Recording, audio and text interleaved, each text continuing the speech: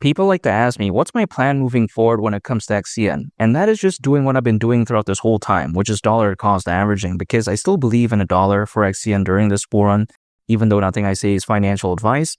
But sometimes people like to, panic sell when things are dumping and then panic buy when things are pumping. But that's not my style. I'm staying very consistent. Anytime I earn income, acquire, hold, and I just wait. Literally, that's it. I'm dollar cost averaging. And a major reason why I'm even doing this in the first place is because take a look at Warren Buffett, which hypothetically, according to some people, this is debatable, right? As potentially one of the greatest investors of all time, if not the greatest. And what has he been doing throughout this whole time? From what I've seen, he's been dollar cost averaging. And again, if it works so well for him, why can't it work well for me? That's the way to take a look at it. I mean, there's nothing wrong with that, right? It's like, if something works, why try to change it? That's the way to take a look at it. Again, if it ain't broke, why fix it? Anytime on income, it's literally so simple. I just acquire, I hold, and I just wait. It requires no skill. It requires no technical capabilities, in my opinion. It's just literally believing in a project, acquiring, and just holding. That's it. However, of course, it does require first understanding what the project is all about to believe in it.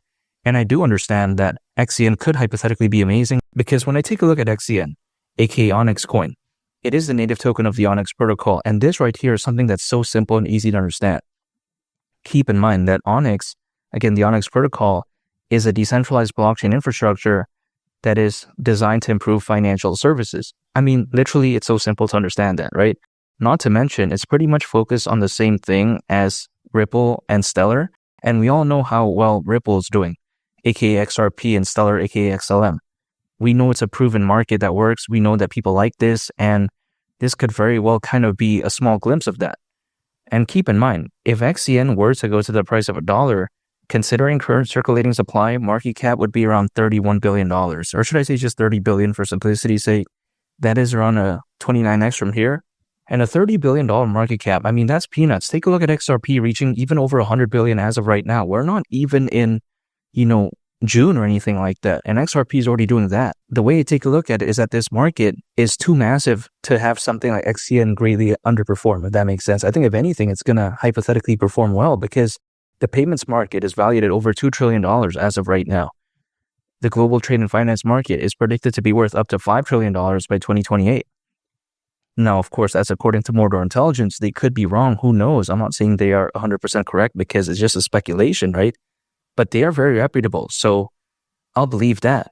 At least that's the way I view it. Now, not to mention, when I take a look at, again, a market being this massive, is it really that difficult for XCN to reach that? Again, at the price of $1? I just don't see why not. Keep in mind, there really isn't even that many good competitors in this space as of right now. Many people can only name 4 players in this space, which is XRP, XLM, XCN, and XDC. Really, I mean, that's about it, right? It's like, for instance, take a look at when people think about layer 1 blockchains, what do they think about? They think about Ethereum. They like, BNB, right? They want to acquire that in some cases. They like Solana. They like Cardano. So the way I view it is that this is kind of like a blessing in disguise, because there really isn't that many good players in the space. And the reason being is because when all that FUD happened with Ripple regarding the SEC, a lot of developers didn't want to jump into this space. They chose to focus on gaming projects, DeFi projects, AI projects. A blessing in disguise, really, in the grand scheme of things for XCN, which is why we're seeing it do very good as of right now, much like I predicted. Now, people like to say, okay, what happens if there's a pullback? Well, I'm just going to hold anyways. Now, people can sell or whatever, or they can do whatever they want. They cannot believe in this. It's totally up to them. I can't control, anyone. I can only do what I'm doing. And that is just still believing in the project, because I'm not the type to, when things are dumping, I'm going to panic sell and then wait for it to pump again and then panic buy. That's not what I do.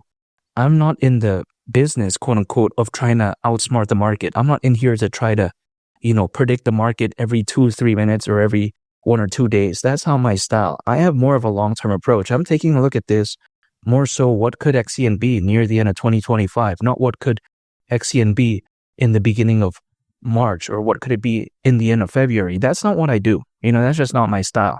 Some people can do that, but that's not me.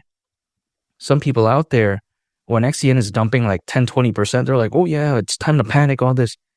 I don't create fear for no reason, because the way I take a look at it is that if a project is good, it doesn't necessarily mean that it won't have any pullbacks, right? it's only normal. Sometimes the sentiments change, whatever market sentiment as we see as of right now, there's kind of FUD in the short term, in my opinion, when it comes to just the markets in general. But the way I view it is that, sometimes things don't always be that way forever.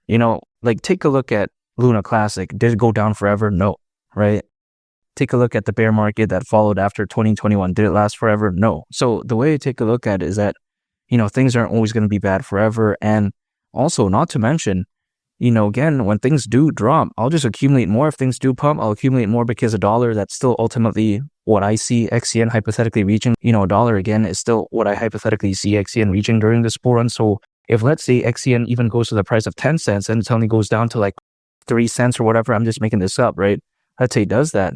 I still think that, hey, the journey is still very far when it comes to $1. So, I'm not just gonna not believe in it. You know what I mean? Doesn't really matter. I mean, anything, quite frankly, I think even under 10 cents seems like a very big steal to me, at least when it comes to XCN. But even besides that point, I think that this burn could be something legendary. There's over 600 million crypto owners, according to Crypto.com research. And when there's this many people, I think that the bull run isn't going to be bad, right? Also, take a look at the number of institutional investors, the amount of enterprise adoption, and just through the roof when it comes to this whole space in general. Now, we also have to take a look at how, again, things could kind of be a little bit boring in the short term, but the way I view it is that the long term is all that matters. If let's say someone runs a marathon, does it matter how well they were doing in like the 4th or 6th mile? No, I don't think so, because it's all about the result, in my opinion. And when it comes to XCN, it could be doing this like very volatile up and down like this for the next couple of months. It doesn't matter. All I care about is $1. I don't care about the journey anywhere in between there. As long as it hypothetically reaches that, I'm all good. It doesn't matter what happens to my portfolio if it's down like this percent, up this percent, whatever. All I care about is the end goal, so to speak. And that's what I'm going to stand by. I'm going to still continue to accumulate XCN on a consistent basis, hold, and I just wait. And XCN again at the price of $1 during this bull run wouldn't surprise me whatsoever. And make sure to subscribe if you gain value from this video. I greatly appreciate it. It's Molly the Captain, and I'll catch you all in the next one. I'm out. Peace. Bye.